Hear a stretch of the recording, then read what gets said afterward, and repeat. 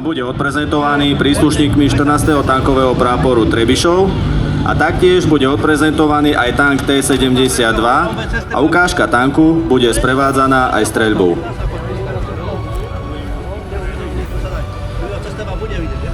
Tank Leopard 2 a 4 bol vyvinutý začiatkom 70. rokov 20. storočia. Prvý prototyp bol hotový už v roku 1972.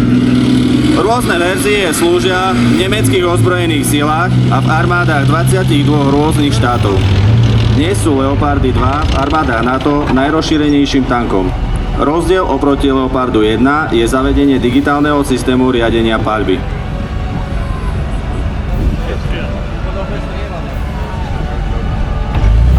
Tank Leopard 2 a 4 má bojovú hmotnosť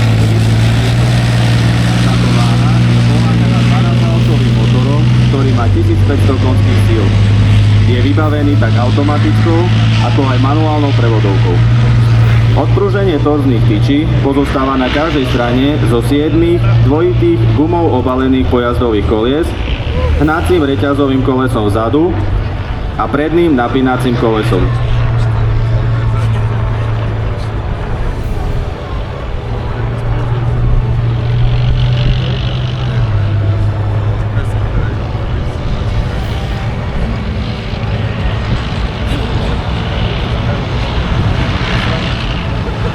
K tomu je tento tank schopný otočiť sa na jednom mieste po vertikálnej osi, kedy sa jeden pás točí vpred a druhý vzad.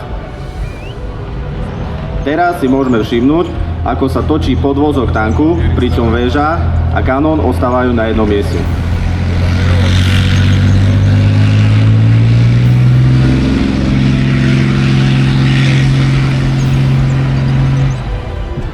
Tento tank taktiež dokáže cúvať rýchlosťou až 31 km vzad.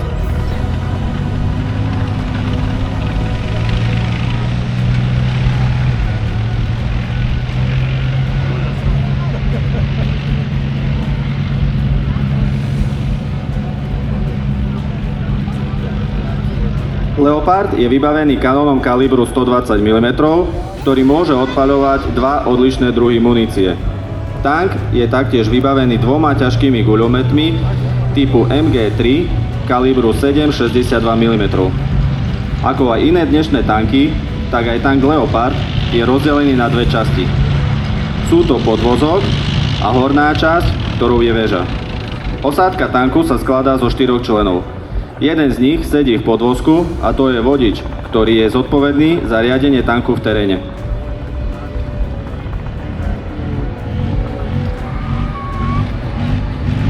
Teraz sa vám zdraví vodič tanku. Nabíjač, ktorý má svoje miesto vo väži vľavo, má za úlohu nabíjať kanón a obidva guľomety, z ktorých jeden sa nachádza vo vnútri väže a druhý na väži, ktorý môže slúžiť aj na protileteckú sebaobranu. Teraz sa vám zdraví nabíjač tanku. Na pravej strane väže má svoje miesto veliteľ tanku, on velí vozidlu aj osádke. Diagonálne pod veliteľom vo väži je miesto pre strelca, ktorý má zodpovednosť za pohyb kanónu, sledovanie terénu a možných cieľov, mierenie a streľbu tak z kanóna ako aj z vnútorného guľometu. Teraz sa vám zdraví strelec tanku.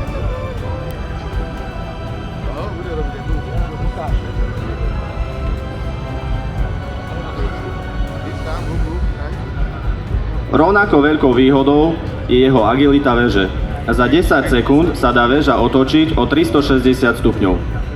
Teraz môžeme pozorovať, ako podvozok je na jednom mieste a väža sa točí o 360 stupňov. Leopard 2 a 4 nemá problém ani s brodením do hĺbky 1,2 metra bez akejkoľvek prípravy, do hĺbky 2,25 metra s prípravou, ale bez komína a jazdu tanku pod vodou s komínom do 4 metrov. Tank dokáže zdolávať vertikálne prekážky nad 1,1 metra a taktiež prekonať priekopu širokú až 3 metre. Stúpanie až 60 stupňov a náklon až 30 stupňov.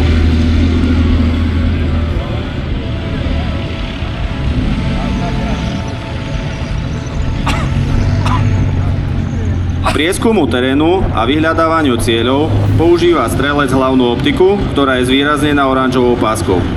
S touto plne stabilizovanou optikou je možné 12-násobné zväčšenie, ktoré mu umožňuje nepriateľa nájsť tak vodne, ako aj v noci a bojový proces behom 15 sekúnd ukončiť a cieľ zničiť. Veliteľ tanku má k tomu ešte vlastnú optiku a ňou je periskop. Týmto je veliteľovi tanku umožnené sledovanie cieľov a terénu nezávisle od strelca, a to rovnako 360 stupňov okolo vozidla.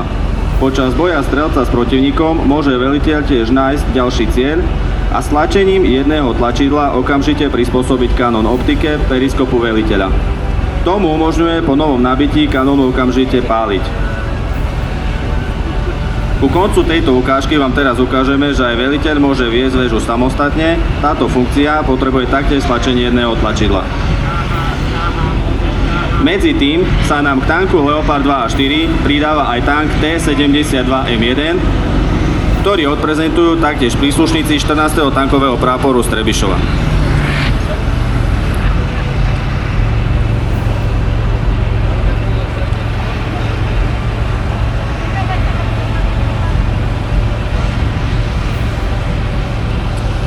Jedná sa o stredný tank, ktorého hmotnosť je 41,5 tony. Posádku tanku tvoria traja muži, a to sú veliteľ tanku, vodič tanku a strelec tanku. Dĺžka tanku je viac ako 9,5 metra, jeho šírka je viac ako 3,5 metra a výška viac ako 2 metre. Maximálna rýchlosť tohto tanku je 60 km za hodinu. Vozidlo dokáže prekonať priekopu širokú 2,6 až 2,8 metra a stenu vysokú až 0,85 metra. Palebnú silu tanku T-72 tvorí 125 mm kanón. Palebný priemer tanku je 44 kusov munície, pričom dokáže vypáliť až 8 rán za minútu, ak ide o automatické nabíjanie, a 1 až 2 rany, ak je to ručné nabíjanie. Ďalej disponuje PKT kalibru 7,62 mm, pričom palebný priemer je 2000 kusov. Ďalšou zbraňou je NSV kalibru 12,7 mm, ktorého palebný priemer je 300 kusov. Tank T-72M1 disponuje takisto dymovými granátmi v počte 12 kusov.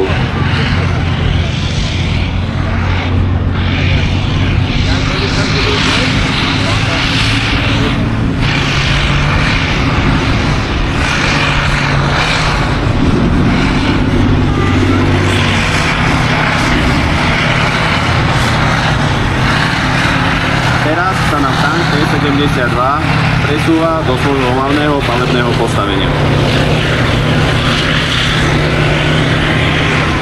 Pre všetkých odporúčam nasadiť si slúchadlá, respektíve štuple do uší.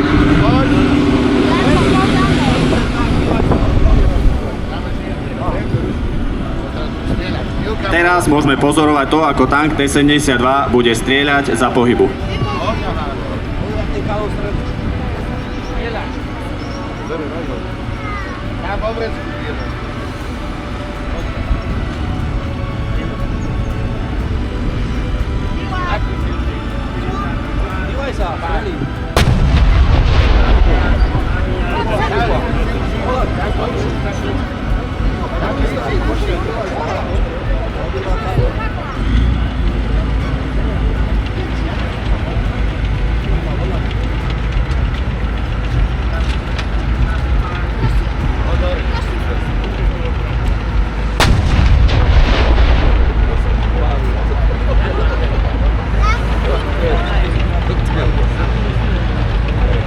Dobre, pre všetkých štuple môžete si dať vonku z uší a teraz si môžete pozrieť, ako sa vám tanky prezvedú ešte v plnej rýchlosti cestou naspäť. Dobre, ide na ňu.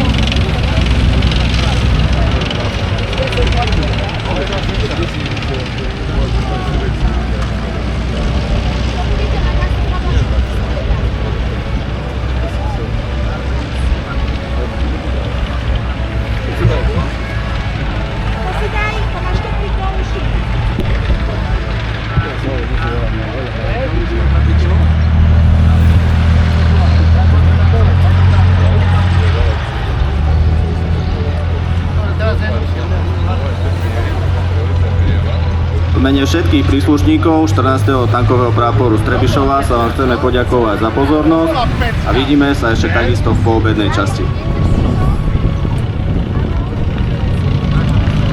Ďakujeme za veľký potlesk a ešte raz 14. tankový prápor Trebišov. Ďakujem samozrejme aj profesionálovi Turčíkovi a Krajníkovi, ktorí vám zblízka predstavili, okomentovali a riadili takto na diaľku tanky.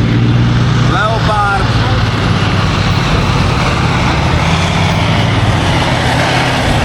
Myslím, že všetci cítite tú silu obrovskú, ktorá je z týchto monštier. D-72.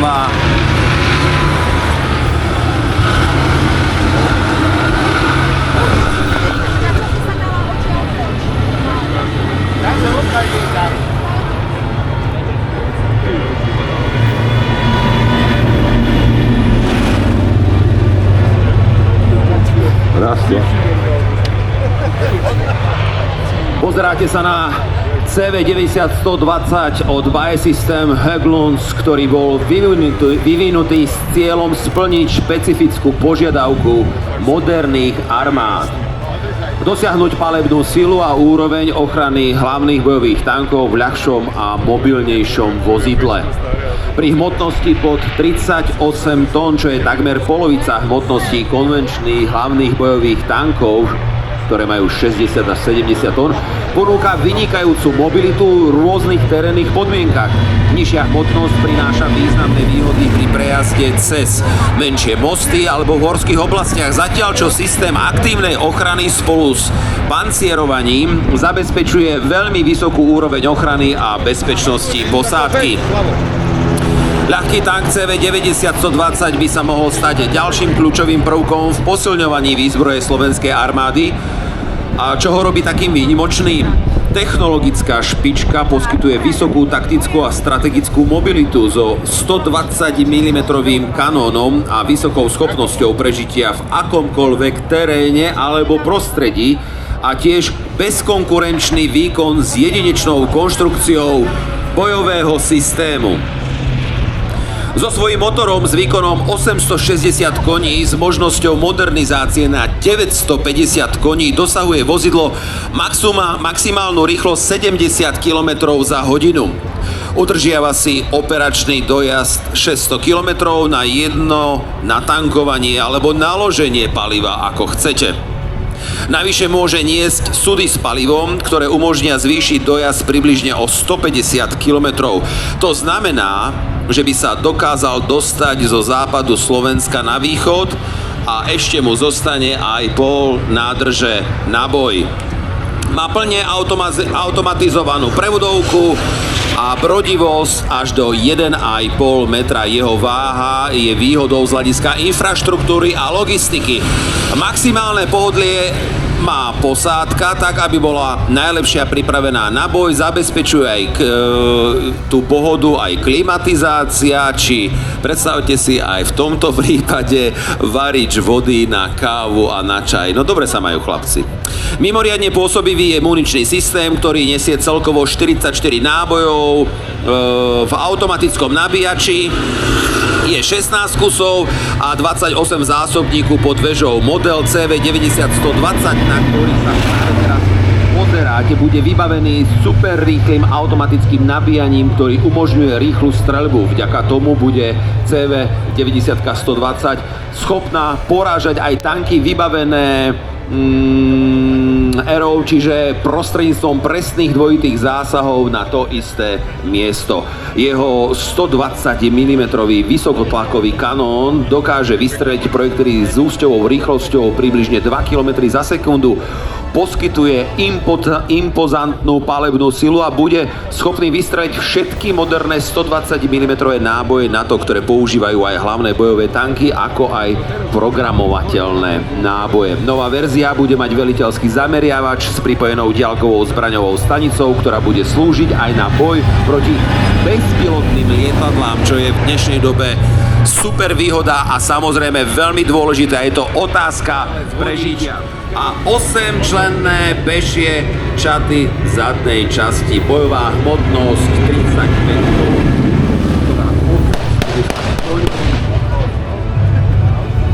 automatická prevodovka, maximálna rýchlosť 70 km dopredu, 35 dozadu, dokáže prekonať brod až do hĺbky 1,5 metra, vertikálny prechod prekážok skočí, že viac ako 70 cm, prechod cez priekopy a zákopy až do 2 metrov a 60 cm, má gumové pásy, čo znamená menej vibrácií, menej hluku, takmer žiadna potreba.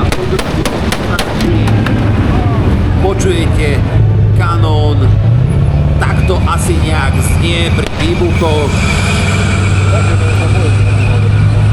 Dlhšia životnosť v porovnaní s oceľou a čo je najdôležitejšie, nižšia hmotnosť, čo umožňuje vozidlu prepravovať aj ťažké vybavenie, ako napríklad systém bez toho, aby bolo vozidlo príliš ťažké. Podpozor má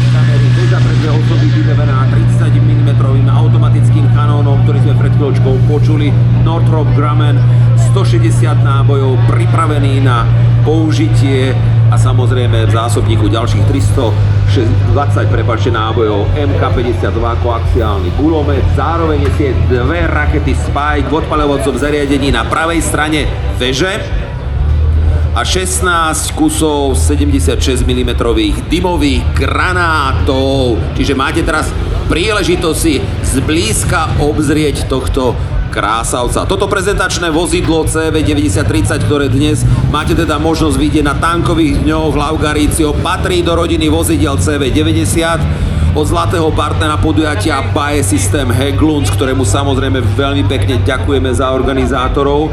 CV90 je k dispozícii v 17 variantoch, priatelia, a je navrhnuté tak, aby poskytovalo optimálnu mobilitu s najvyššou úrovňou ochrany v akomkoľvek teréne alebo taktickom prostredí. V súčasnosti je v prevádzke v Dánsku, Estonsku, Fínsku, Norsku, Švédsku, Švajčiarsku, Holandsku aj na Ukrajine. Takže 1300 kusov Česká republika. Slovenská armáda bude disponovať obrnenými vozidlami CV90 Mark IV.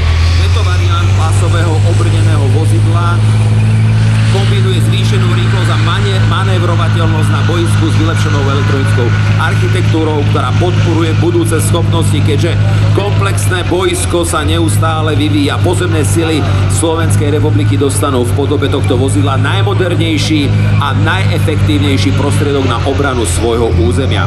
Ďalšou možnosťou z rodiny CV90 môže byť práve stredný tank CV90-120, ktorý sme videli predtým. Pri všetkých vozidlách CV90 pritom hovoríme o spoločnej platforme, to sme tu už samozrejme spomínali. Znamená to, že operátori a mechanici nepotrebujú pre podvozok odlišný výcvik či špeciálne nástroje. Náhradné diely sú potom prirodzene tiež rovnaké, aj ovládacie prvky sú tie isté.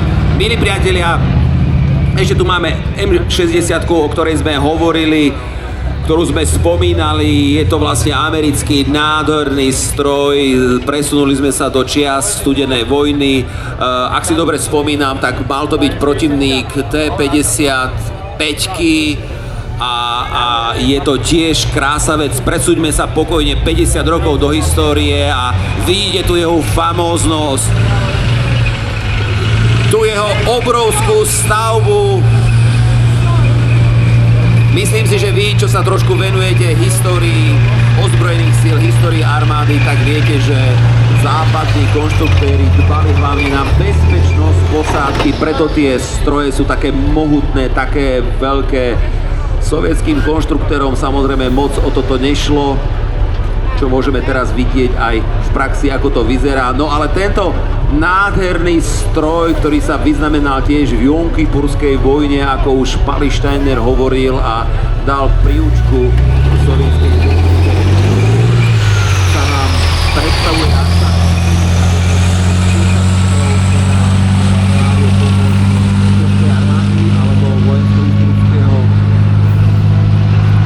Vojenský historický ústav Praha, Technické múzeum Lešany, čiže týmto tiež ďakujeme našim bratom Čechom, že prišli.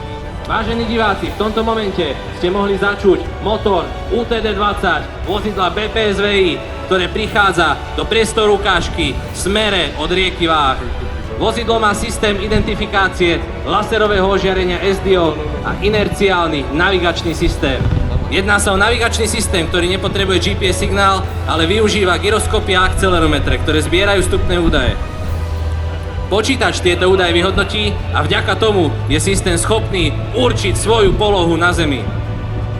Z vozidla BPSVI tiež vystúpia dvaja príslušníci protitankového družstva a ostreľovači v maskovacích oblekoch tzv. Hejkaloch. Hejkal slúži na maskovanie jednotlivca, kde je prvoradé, aby vojak čo možno najlepšie splynul s okolitým prostredím. Okrem ostreľovacích zbraní sú tiež vyzbrojení systémom JIM Compact. Vážení diváci, veliteľ Čaty tiež vyslal chemický prieskum na vozidle Land Rover, ktoré k nám prichádza tiež v smere od rieky Váh a zaujme svoje postavenie naľavo pri košatom strome. Zároveň môžete pred priestorom hlavnej tribúny vidieť dvoch príslušníkov protitankového družstva so systémom Spike LR2. Chemický prieskum disponuje ďalkovým detektorom Falcon 4G určeným k ďalkovej detekcii a meraniu koncentrácií toxických, chemických a priemyselných látok bez priameho kontaktu s nimi. Detektor je schopný merať až na vzdialenosť 6 km. Veliteľ Čaty po vykonaní meraní dostane informáciu, že použitie chemických látok v danom priestore bolo negatívne. Chemický prieskum následne vykonáva chemickú detekciu prostredia aj počas útoku do nepriateľských postavení.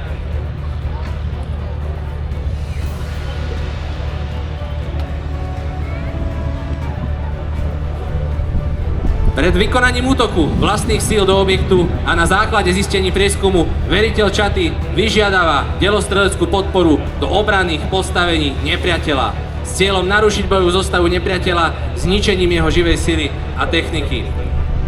V týchto chvíľach môžete vidieť systémy Zuzana 2 a raketomet modulár RM7085, ktorý prichádza rovnako v smere od Váhu. Delostrelecké systémy by sme v reále nevideli, lebo by sa nachádzali hlboko v našom tyle, avšak pre potreby ukážky sú vzdialenosti skrátené. Streľba systémov bude imitovaná výbuchom výbušky. Zásah cieľa bude imitovaný výbuchom výbušky, svetelným efektom a dymom.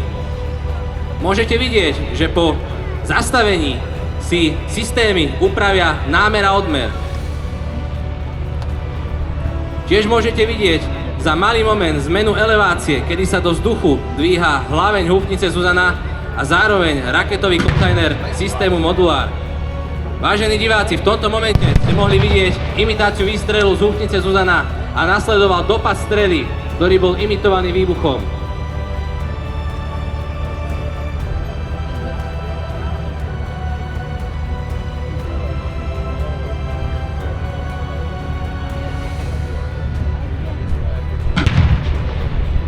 V tomto momente húfnica vystrelila druhú strelu. Počas streľby systému Zuzana je v priestore predsunutý pozorovateľ, ktorý navádza delostreleckú paľbu a na základe dopadov vykonáva opravy paľby. Druhý dopad bol bližšie k živej sile, ktorá je dislokovaná v nepriateľskom zákopovom systéme. V tomto momente zaznel tretí výstrel z húfnice Zuzana. Vážení diváci, bolo zasiahnuté a zničené vozidlo BVP-2 nepriateľských síl. Môžete vidieť, že práca predsunutého pozorovateľa je veľmi dôležitá k vedeniu presnej paľby.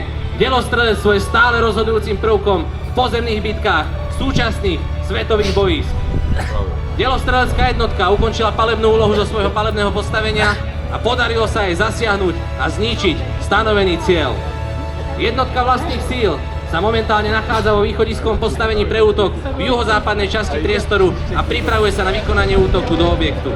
Vo východiskovom postavení sa vykonal výdaj munície, vykonali sa predbojové nácviky a vydal sa operačný rozkaz.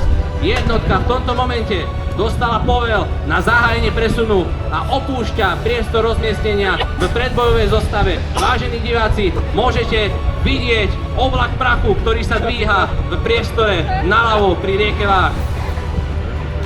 Počas presunu sa k orientácii využíva formát podobný ručičkovým hodinkám, kde 12. hodina je smer osy presunu, pričom každý sleduje svoj stanovený perimeter.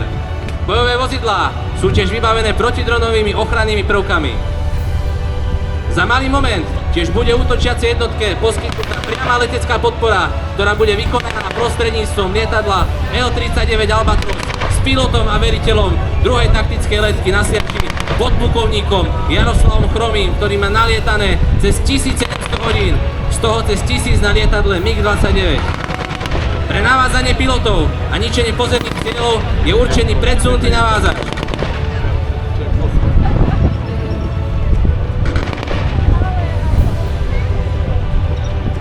Jednotka pozostáva z mechanizovanej čaty na vozidlách BVP-2, posilnenej tankom Leopard 2 a 4, tankom T-72 a ďalej vozidlom OT-92. V zostave tiež bude pôsobiť zostatná mechanizovaná čata, ktorá vykoná už spomenutý obchvat. Samozrejmosť, to viete, zadimenie priestoru, ktorý kryje predchádzajúce sily. Zadimenie priestoru, využívame dymovnice DH-100.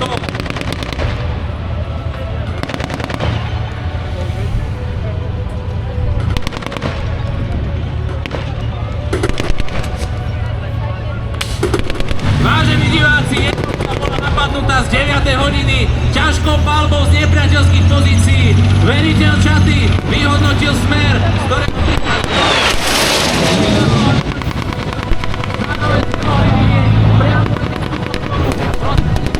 lietadla L-39 Albatros.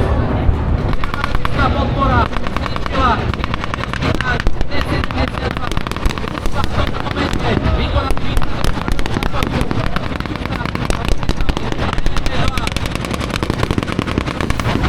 postup zo sadovne na čat stánku a z bezpečnostných dôvodov sa niekto ukáže nevyužíva.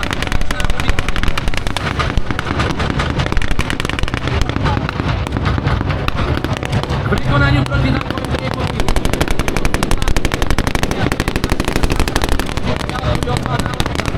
diváci, v tomto momente pred priestorom hlavnej tribúny môžete vidieť masívnu siluetu mostného tanku s náloženou mostovkou, ktorá prišla z ľavej strany v smere od niekiaľ. Mostný tank, vážení diváci, v tomto momente. Mostný tank sa približuje k línii Zátaras, ktorá je tvorená protitankovou priekopou, rohatkami, protitankovými ješkanmi a ihlanmi. Za malý moment budete môcť vidieť začiatok skladania mostovky, kedy silná hydraulika postupne rozhovorie most ponad priekopa, práve sa mostovka začala dvíhať. Môžete tiež vidieť útočiacich vojakov, ktorí sa priblížili k systému Zátaras a umiestnia náloživo v rohatkách. Položenie náloživa je rýchle a po jeho položení sa vrátia, aby sa pred výbuchom kryli sa vlastnými vozidlami. Rozloženie mostovky je technicky náročná, no rýchla a efektívna činnosť, ktorou sa vytvára prechod cez prekážku, ako je rieka, priekopa alebo iný terénny zlom.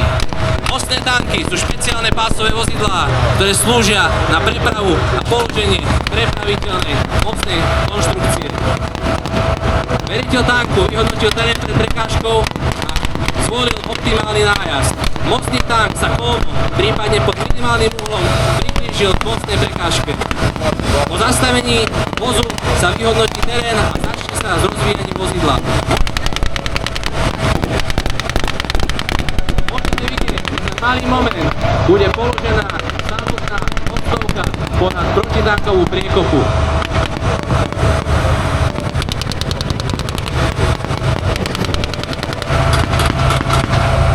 Rýchlosť tanku je 50 km a dojazd bez prídavných súdov je 500 km.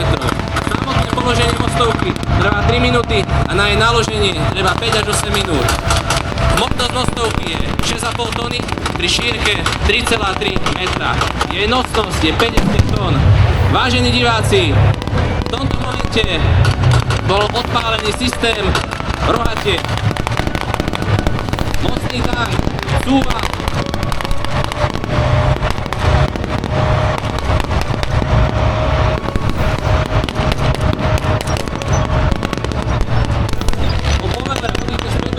A nájde si výhodné postavenie mimo dotyk s nepriateľom.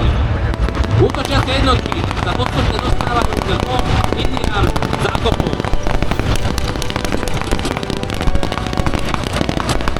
V tomto momente dostali pokyn k prekonaniu systému Zátaras. Môžete vidieť vozidlo BVP-2 ktoré bude prechádzať po rozloženej mostovke. Vážení diváci, držte palce vodičovi, aby sa mu podarilo prekonať položenú mostovku. Pripomínam, že samotný prechod cez mostovku je náročný ako pre vodiča, tak aj pre veliteľa. V bojovom vozidle môžete sedieť buď v bojovej polohe, alebo v pochodovej. V pochodovej polohe má vodič hlavu z vozidla von a všetko vidí vlastnými očami, avšak v bojovke vidí len cez priecový a na obmedzený výhľad. Vážení diváci, v tomto momente vidíte mostník MT-55, ktorý sa vracia do tyla vlastných síl.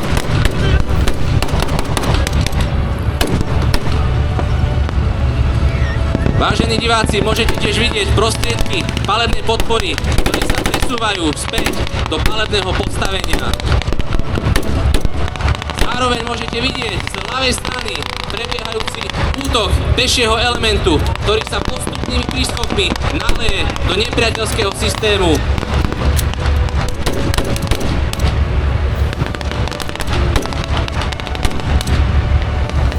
To, čo práve sledujete, je obraz súčasných svetových bojísk.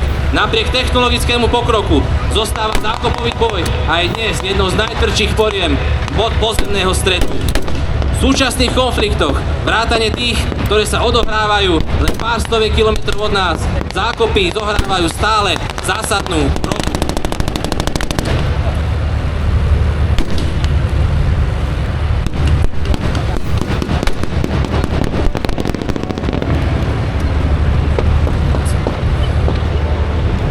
Za jednotkami sa tiež presúva vozidlo OT-90 s trustom protivzdušnej ochrany, ktoré je vyzbrojené prenosným protilietadlovým kompletom Igla.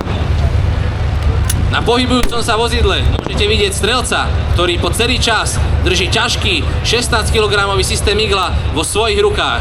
Veliteľ mu určuje, odkiaľ je náletový smer, vytýčuje mu hranice pozorovania oblohy a na základe toho strelec vyhľadáva ciele. Komplet Igla chráni pozemné jednotky pred pôsobením vzdušných útočiacich elementov. Vie zostrieť vrtuľníky, taktické lietadlá, ale aj bezpilotné letecké systémy. Maximálna vzdialenosť na ničenie cieľov je 5500 metrov a maximálna výška je 3,5 kilometra.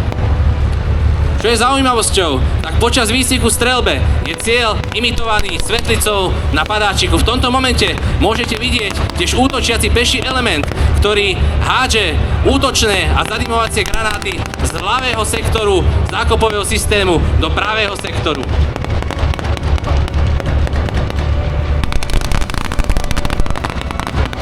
V tomto momente môžete vidieť samotný prechod z jedného do druhého sektoru, kedy sa prechádza buď vo dvojičkách alebo v trojičkách sa krytia palbou vlastnými jednotkami.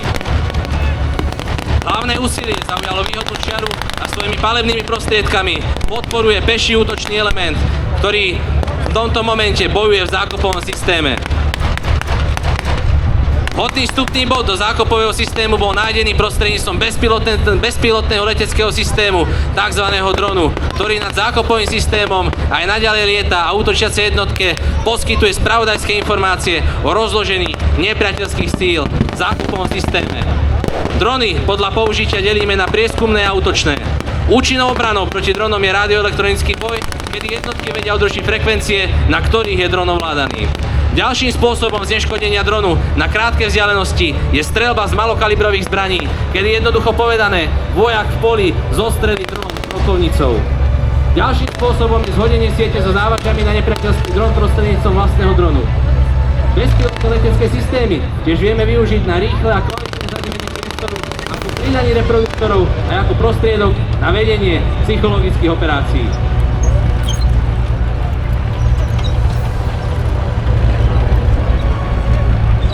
Každý pohyb je starostlivo koordinovaný.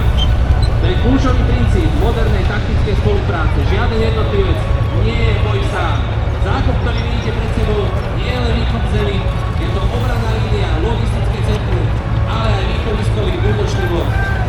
V moderných podmienkach je často vybavený pevnými opornými bodmi, spojovacími chodbami, krytmi proti delostrelectvu a niekedy aj senzormi, kamerami či systémami elektronického boja. Boj v zákopoch je mimoriadne fyzicky aj psychicky náročný. Obmedzený priestor, blízkosť nepriateľa, neustály stres mín, ostreľovačov a presne navádzanej palby. To všetko vytvára extrémne podmienky. Vojaci tiež musia zvládať rýchle rozhodovanie, dokonalú orientáciu v teréne a schopnosť reagovať pod tlakom.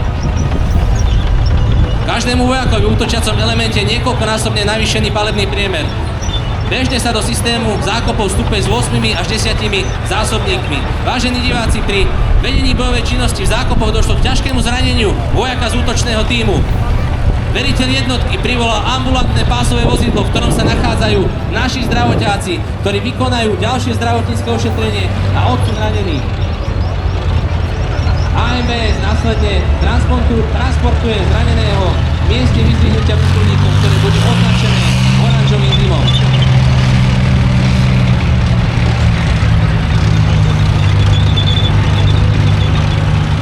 Vojaci našich jednotiek majú absolvované kurzy bojových záchranárov a tak sú schopní prvotné ošetrenie poskytnúť priamo na boisku. Ďalej musia presunúť ranených na miesto odsunu a okamžitým situačným hlásením žiadať o odsun ranených vyššiu zdravotnícku úroveň. V tejto chvíli priblížime činnosť zdravotníkov, ktorí budú vykonávať ošetrenie raneného počas bojovej činnosti. Títo zdravotníci sú súčasťou bojovej skupiny a pôsobia v bojových jednotkách podľa potrieb a úlohy. Pri väčšom počte ranených vojenskí zdravotníci pri vstupe do objektu nepriateľa vykonávajú triedenie ranených, podľa ktorého zisťujú stav jednotlivých ranených a určujú prioritu ošetrenia. Taktické ošetrenie ranených pozostáva z niekoľkých fáz. Vážení diváci, v tomto momente môžete vidieť samotné naloženie zraneného do bojového vozidla AMBS. Pri masívnych krvácaniach ide o čas a rozhoduje každá sekunda. Je dôležité, aby zdravotníci pri ošetrovaní boli zohratí a čas ošetrenia sa skrátil na minimum. Po prvotnom ošetrení sa vykoná transport raneného zo zákopového systému. Po extrakcii raneného z okopu začne komplexné ošetrenie život ohrozujúcich zranení s hlavným cieľom stabilizovať akutný stav a zabezpečiť protišokové opatrenia, v rámci ktorých sa prioritne zameriava na kontrolu krvácania a prehodnotenie potreby naloženia turniketov.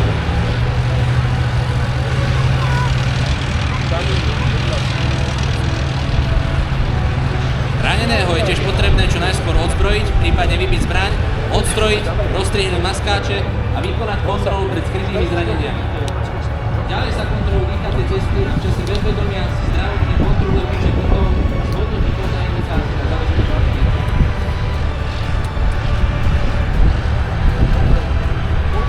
V tomto momente by som sa ešte vrátil k systému Spike, ktorý som pre dosť výraznú dynamiku deja nevedel dostatočne popísať. Systém Spike LS2 je určený k ničeniu pancierovanej techniky. Na svete nie je vozidlo, ktorého pancier by systém Spike nedokázal penetrovať. Vážení diváci, v tejto chvíli máte možnosť odstúpiť a sledovať Slovenskej republiky, ktorý nám predstavuje displej pilot, plukovník Štefan Okoš s náletom takmer 3200 letových hodín na rôznych typoch vrtuľníkov.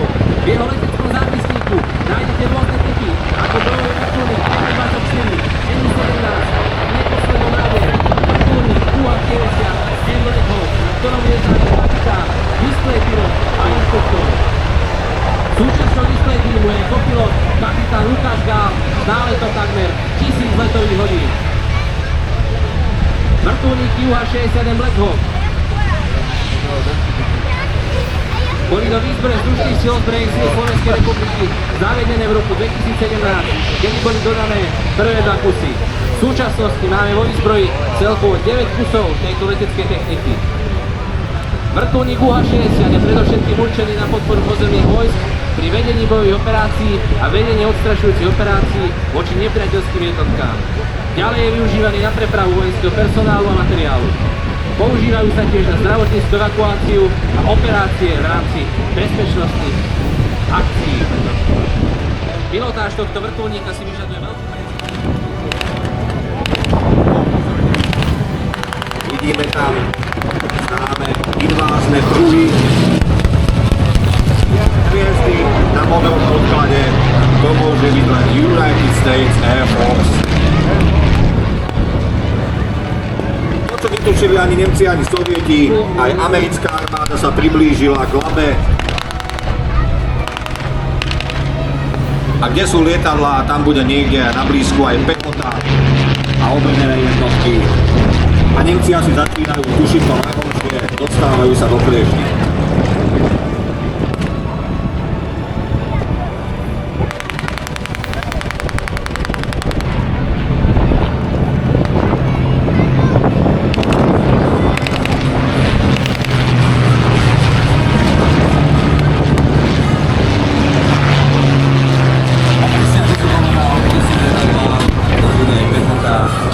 A nastupuje americký popredník, ktorý odmokol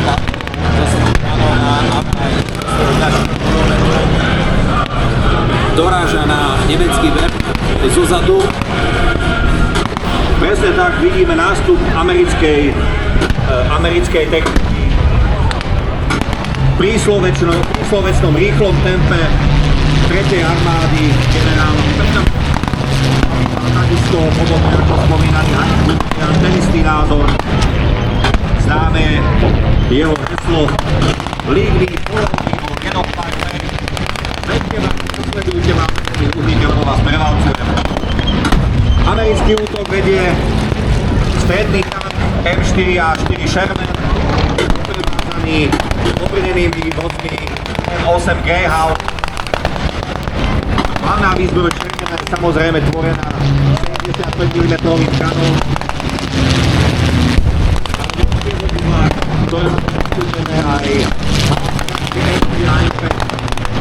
sú veľmi silne vystrojené gulometky Browning. A to je práve typické pre americkú taktiku vytvoriť veľmi mohutnú palebnú prevahu a prinútiť protivníka hľadať ochranu kade ľahšie. Nemci sa už naozaj dostávajú do nezávidenia hodnej situácie.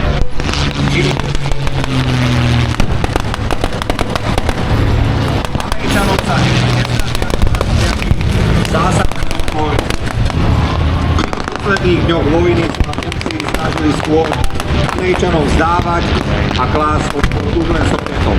Takže sledujme, ako sa situácia vyvinie. Koniec samozrejme tušíme, ale teraz si naozaj blízka bude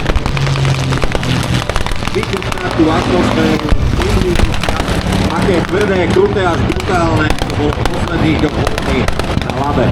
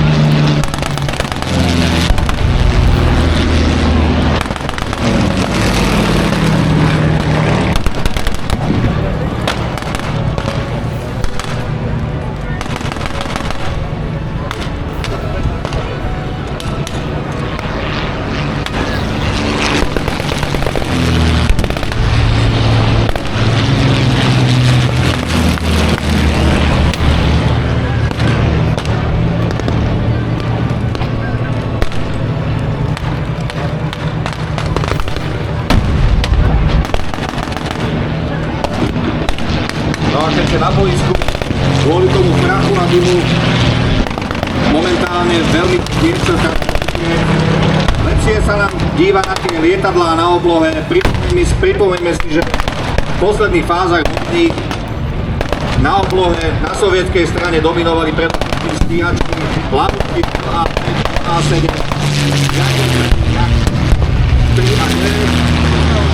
no a samozrejme nemôžeme zabúdať na legendárne bitevné lietadlá Ilyushin IL-2 Šturmovi. Na nemeckej strane okrem spomenutých prúdových lietadiel sa ešte preháňali štandardné SS-109, Focke-Wulfy 190, aj keď tie skôr už vo forme stíhacích bombardérov. No a Američania mali svoje taktické letectvo zastúpené stíhačkami a stíhacími bombardérmi, legendárnymi North American P-51,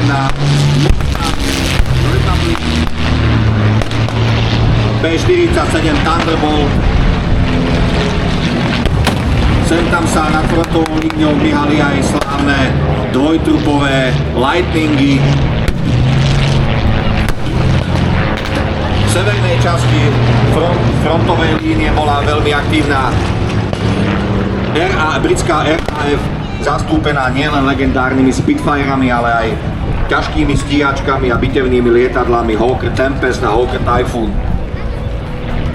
Keď sme už pri tom letectve, tam nemôžeme zabudnúť povedať to, a to si už aj z toho historického hľadiska o tom hovoril, keď sme mali defile historickej techniky, že tí Sovieti sa síce dopracovali až do toho Berlínu, ale s významnou pomocou západu, pretože skutočne mali či inú techniku sovietskú, a keď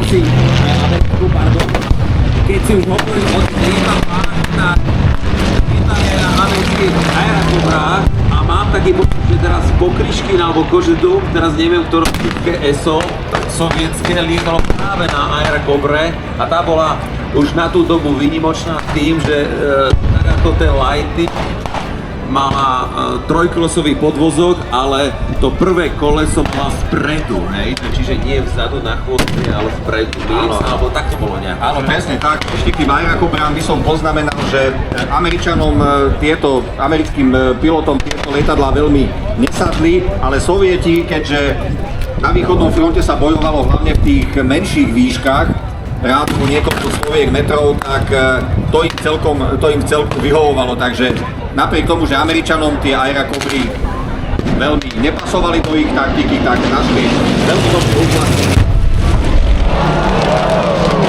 na východnom fronte. No tak toto bola riadna šupa.